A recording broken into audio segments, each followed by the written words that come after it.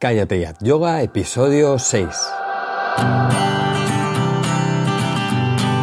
Bienvenidos a Cállate y haz yoga, el podcast en el que hablamos de yoga, de la práctica, la teoría, las escuelas, los maestros, las posturas, los libros y todo lo relacionado con esta maravillosa práctica. Queremos hablar de yoga de manera normal, con los pies en la tierra y con sentido del humor. Hablar de yoga en definitiva como si lo hiciéramos de cualquier otro tema. Soy Jorge Caballero, un practicante de yoga más que también imparte clases desde hace tiempo. Hoy vamos a hablar de un maestro. Tal como os comentaba en el podcast de presentación, quiero hablar de vez en cuando de algunos maestros del yoga y creo que en este sexto episodio es el momento. Así que vamos a hablar de uno de los maestros más relevantes del yoga, el conocido como el padre del yoga moderno, Tirumalai Krishnamacharya. Pero antes deciros, como siempre, que si estáis oyendo esto desde iTunes, iVoox o una app de podcast, podéis pasaros por la página web callateyatyoga.com, ya que ahí hay más material. Hay post hablando de teoría, alguna entrada también con algo de práctica. Tenemos ahora desde hace poquito series de práctica completas y tenéis mi contacto. Podéis escribirme y contarme lo que queráis. También deciros que pronto tendremos disponible el curso de yoga y que nada, en breve ya lo tendremos disponible con algunas cosas más aparte del curso. Ya sabéis que tendremos los retos mensuales, las clases semanales, las posturas vistas en detalle y series de práctica también en vídeo. Así que nada, en breve ya tendremos el curso disponible para todos los que queráis suscribiros. Como decíamos, hoy vamos a hablar de Tirumalai Krishnamacharya, el padre del yoga moderno. Yo sigo muy de cerca a muchos maestros de yoga, conocidos y no conocidos. Es más, hay muchos de los que sigo que son o han sido compañeros míos y gente que apenas conozco, maestros que he conocido por libros y que luego pues, he buscado su información en internet o de alguna otra manera y me he comunicado con ellos. Gente que es más bien desconocida, pero que está haciendo un trabajo buenísimo y me encanta estudiar e investigar de lo que hacen. No obstante, hay tres maestros de yoga a los que tengo una especial devoción y son el maestro Iyengar, Tirumalai Krishnamacharya y el gran Swami Sivananda. Me gustaría empezar por el maestro que seguramente más ha influido al yoga moderno, sobre todo en los 2 últimos siglos, y por el que además, como os digo, siento una especial y enorme devoción. Este maestro es Tirumalai Krishnamacharya.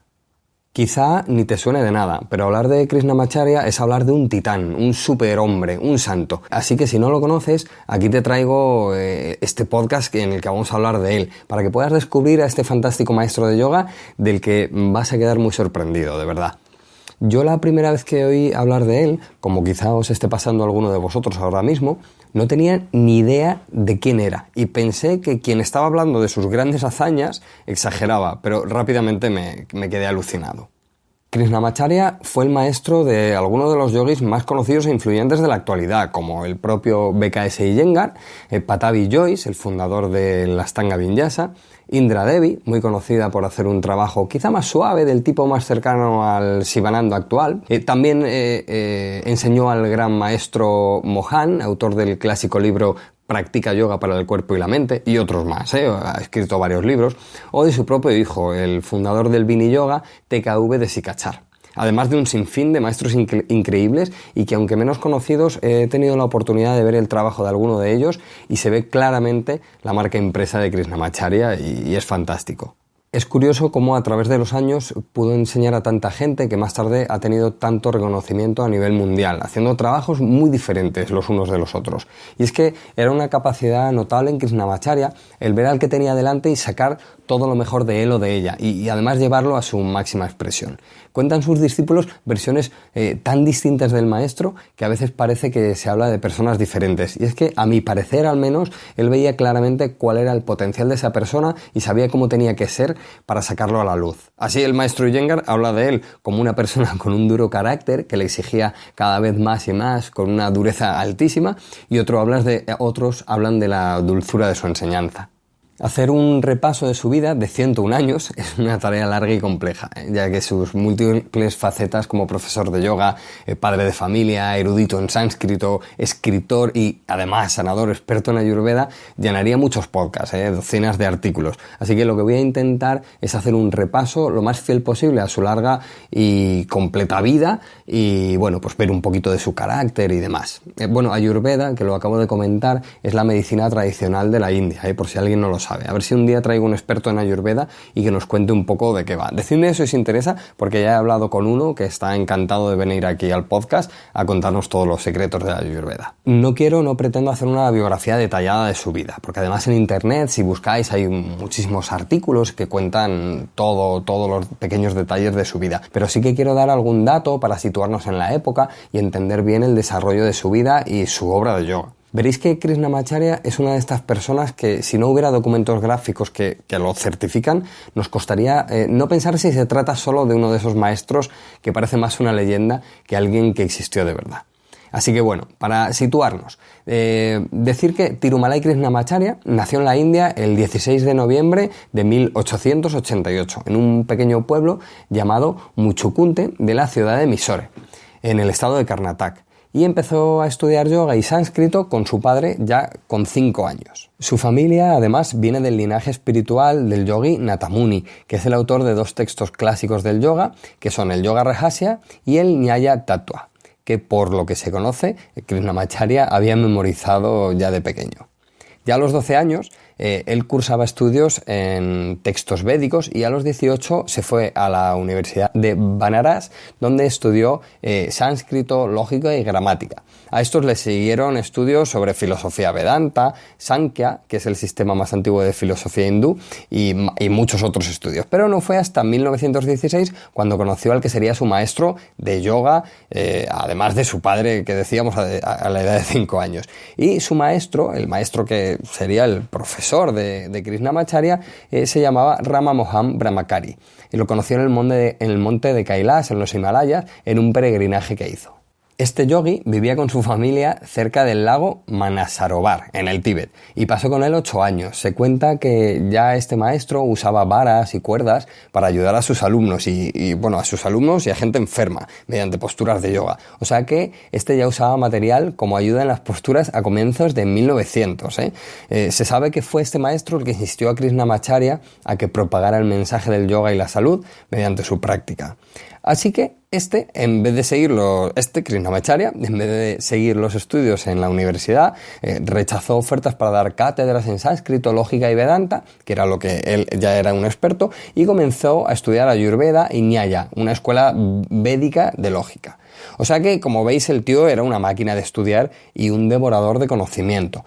No es de extrañar que su mensaje haya llegado tan lejos, la verdad. Se dice que sin él, ahora mismo no conoceríamos el yoga en Occidente, ni seguramente en la India. O sea que es muy importante Krishnamacharya. En esa época, además la configuración política o sociopolítica de entonces veía el yoga como algo primitivo e incluso pagano para los ingleses. Y fue Krishnamacharya quien decidió ponerse manos a la obra y recorrer la India difundiendo el mensaje y la práctica de asanas y pranayama. También hacía algo parecido Sivananda en el norte de la India. Ya lo veremos a Sivananda y luego lo comentaremos más de él. Así que nada, en 1924, con 36 años, Krishnamacharya se traslada a Mysore de nuevo y aquí es donde ya empieza la leyenda, porque el Maharaja, el gobernante de Mysore, era un gran propulsor de la cultura india y le da una oportunidad de abrir una escuela de yoga allí, en el propio palacio.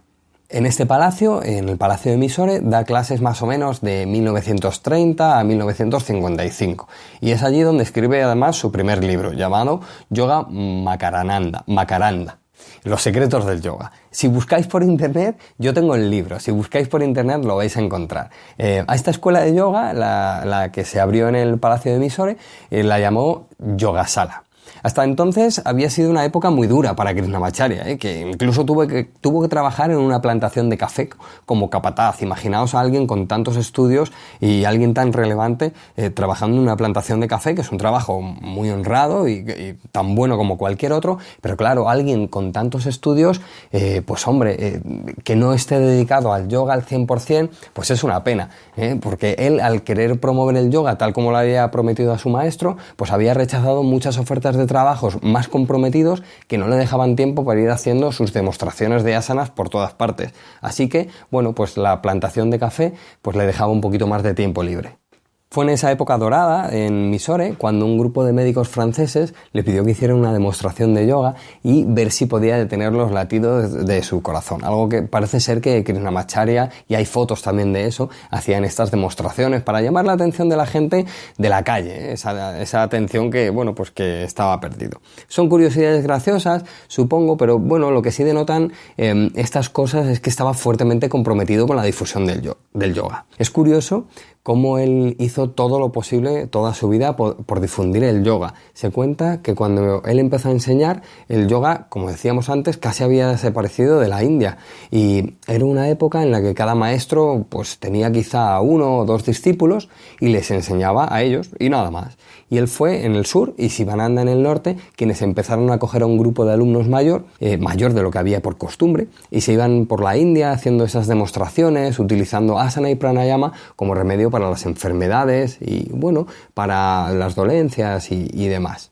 Así que entonces Krishnamacharya, en esa época donde ya ha dejado la plantación de café y ya está en el palacio de Mysore, pues le empiezan a llegar algunos alumnos y casos terapéuticos de todas partes, hasta políticos y gentes de la realeza iban a verle porque habían oído hablar de él y, bueno, pues se ponían en sus manos para mejorar la salud a través del yoga y de la ayurveda. En esos años es también cuando, en un viaje que hace con su alumno Pattabhi Jois, viajan a Calcuta y en una antigua biblioteca se cuenta que encontró el texto conocido como Yoga Korunta, en el que se describe cientos de posturas conectadas mediante movimientos dinámicos o vinyasas. Y es a partir de ese texto donde se desarrolla también esta manera de practicar y de enseñar del maestro, y que tanto influyó, de hecho, en el estilo de Pattabhi Jois, en el Ashtanga Vinyasa. Se dice que Pattabhi Jois empezó a estudiar con Krishnamacharya a los 12 años tras verle precisamente en una de esas demostraciones en la calle. Así que fijaos la importancia de esos tours que hacía. También es la época de Indra Devi, que ella era amiga de la familia real de Mysore. Indra Devi había oído hablar mucho de Krishnamacharya y pidió a la familia real que hablara en su nombre para que la admitiera como alumna, ya que entonces ni extranjeros ni mujeres, ni mucho menos una mujer extranjera. Y se cuenta que el Maharaja pues tuvo que insistir bastante a Krishnamacharya y que este aceptó, pero poniéndole un estricto programa de práctica y dieta, O sea que al parecer Indra Devi lo superó con creces y, bueno, tanto es así que al final en un año, en apenas un año, le pidió que empezara a enseñar yoga ella misma. Así que la práctica de Indra Devi es más suave que la manera de enseñar de Jois o del propio Iyengar, pero si veis sus series de práctica, ya se ve de lejos la mano de Krishnamacharya en todas sus secuencias. Lo demás es historia, porque esta mujer es increíble, tiene innumerables libros, vídeos, le han entrevistado por todo el mundo cientos de veces y bueno, es una máquina también esta mujer. Otro día hablaremos de ella y de su gran labor como difusora del yoga que sin duda lo tiene. Iyengar también comenzó su práctica con Krishnamacharya en esa época, pero como pronto le vamos a dedicar un episodio entero a Iyengar y veremos su relación con el maestro, lo dejo pendiente, para no alargarnos aquí mucho más con sus alumnos y, bueno, pues comentar que este empezó a practicar con él porque la mujer de Krishnamacharya era la hermana de Iyengar, que eran cuñados y por eso empieza a estudiar con él. Así, en 1952 se va a Madrás a tratar el ataque cardíaco de un político y se establece con su familia después en esta ciudad.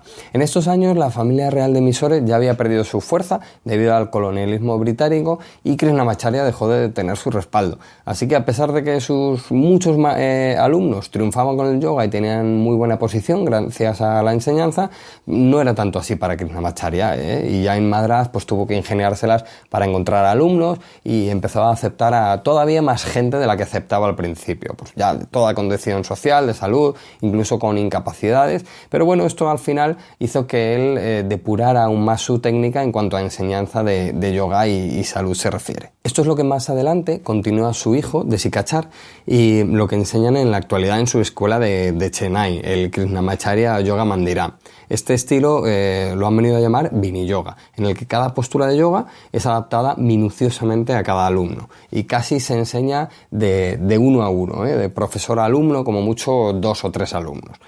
Curiosamente, su hijo Desikachar nunca estuvo interesado en el yoga, ni en el trabajo de su padre, hasta que un día Desikachar le habían contratado como ingeniero en Delhi, y de camino a Delhi, pues nada, se paró a visitar a su familia unos días y presenció una escena en la que una mujer con aspecto de europea, blanca, bajándose de un coche, comenzó a gritar «Maestro, maestro», y se lanzó hacia él y se dieron un abrazo, hacia él, hacia su padre, hacia Krishnamacharya.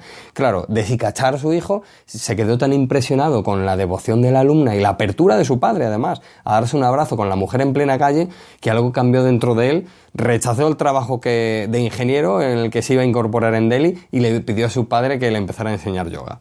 Pero claro, Krishnamacharya, como no le hacía gracia que ahora su hijo de repente se quisiera dedicar al yoga después de tantos años, le dijo que vale, que sí, que le enseñaba, pero que le iba a empezar a enseñar a las 3:30 de la mañana, para ver si iba en serio o no. Así que, por lo visto, pues estuvieron así con sus clases durante muchos años. Y además, cuentan que, claro, como a las 3:30 de la mañana estaban en la casa y era una casa pequeña, pues que al final casi todo el mundo, la mujer de Krishnamacharya y todos, pues terminaban un poco practicando. Así que, como veis, era un profesor muy estricto y quería que la gente se tomase en serio la práctica de yoga. Es curioso ver cómo tanto Krishnamacharya como Iyengar tienen la misma visión, y es que cada uno necesita avanzar en su práctica de manera individual, y es por ello que Krishnamacharya termina adaptando, como decíamos, cada secuencia y cada postura a cada alumno, e Iyengar hace lo mismo con un sinfín de material que es usado a modo de ayuda, adaptando cada cosa al estado de salud de esa persona ahí en ese momento, adaptando también muchas series de práctica a cada una de las enfermedades o dolencias, tanto físicas como emocionales. Krishnamacharya quería que la práctica casi fuese, como decíamos antes, de uno a uno. Y al final Iyengar lo que hace es que, aunque propone una práctica en grupo, los elementos de ayuda hacen que uno pueda adaptar esa secuencia o postura a ese momento en concreto, ¿eh? O sea que bueno, pues buscan un poco lo mismo con diferentes técnicas. A esto le dedicaremos también un programa pronto, a los elementos de ayuda, porque es muy interesante. Así que ya veréis que en un par de semanas o 3 tenemos un podcast hablando de todo esto. También hay que decir que se debe a Krishnamacharya gran parte de la importancia que se le dan a las asanas, a las posturas, dentro de la práctica de los 8 pasos del yoga. Como veíamos en el segundo episodio del podcast, asana es uno de los 8 pasos del yoga. Y Krishnamacharya sabía de la importancia de este aspecto del yoga, y no solo eso, sino de su trascendencia más allá de lo puramente físico. En entrevistas a su hijo, TKV Desikachar, este siempre menciona que para su padre, asana siempre fue tan espiritual como lo eran los demás pasos del yoga. Y hablamos de un erudito en filosofía más allá de lo que podemos concebir, un profundo estudioso de todas las áreas del yoga y de la tradición hindú, como poco sabido. Y para él, asana y pranayama eran un camino espiritual, eran el camino espiritual. Su manera de enseñar asana siempre estaba ligada a los antiguos textos, sobre todo a los Yoga Sutra de Patanjali, que ya hemos visto, y no veía la diferencia entre ese estudio de los Yoga Sutra, asana y pranayama, así que incluso a veces recitaba invocaciones durante la práctica de asanas.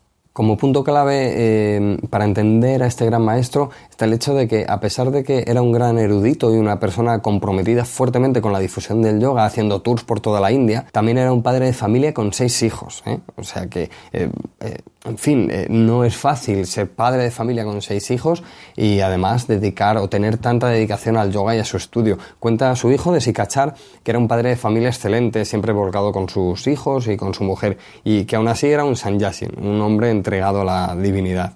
Como veis, gran parte de lo que se sabe de Krishnamacharya se sabe a través de las vivencias que tuvieron de él sus alumnos, desde la tiranía, entre comillas, que relata Iyengar, hasta la suave, por decirlo de alguna manera, disciplina de Indra Devi. Era tan inteligente que no solo adaptaba su yoga, sino que era un coach tan formidable que sabía qué tenía que hacer para que uno de sus alumnos progresasen. Al menos eso dice su hijo, que estudió con él 25 años y vio cómo enseñaba a muchos de sus alumnos. Hay cientos de documentos de Krishnamacharya. En internet tenéis muchísimo material. Yo te animo a que bucees en este maestro y busques cosas. No quiero poner aquí miles de enlaces, porque ya sabéis que no me gusta, ya que luego a veces quedan rotos los enlaces y llevan a páginas que no existen, y a mí no me gusta. Pero bueno, si buscáis en Google o en YouTube vais a encontrar muchísimas cosas de él.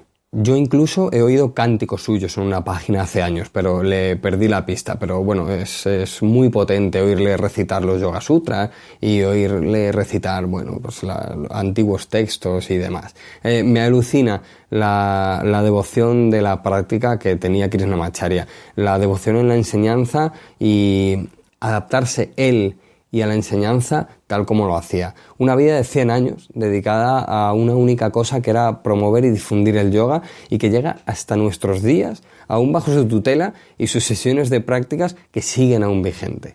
Dependiendo de la escuela a la que vayamos o a la que queramos ir, él todavía adapta esas secuencias para nosotros. Se ve su marca personal en muchas de las escuelas modernas. Era un gran hombre, era un gran yogi. Yo, sinceramente, me postro humildemente a sus pies y le saludo con respeto. Su imagen, que yo la tengo presente, su imagen impresa en las fotografías en los libros y en los vídeos, da una fuerza brutal para seguir con la práctica que es inagotable. De verdad que sí. Deberíamos hablar más de él, darle todavía más a conocer. Este es el yogi con letras mayúsculas. Este es el maestro que más ha trascendido con su enseñanza y que más ha traspasado fronteras intelectuales, sociales y raciales. Y ni siquiera salió de la India. El hombre que pensó que el yoga era para todos y en todas partes. Para finalizar, me quedo con una frase que Krishnamacharya decía a sus alumnos cuando hacían pranayama y que creo que resumen su manera de ver el yoga y la vida. Él decía: inhala y la divinidad entra en ti.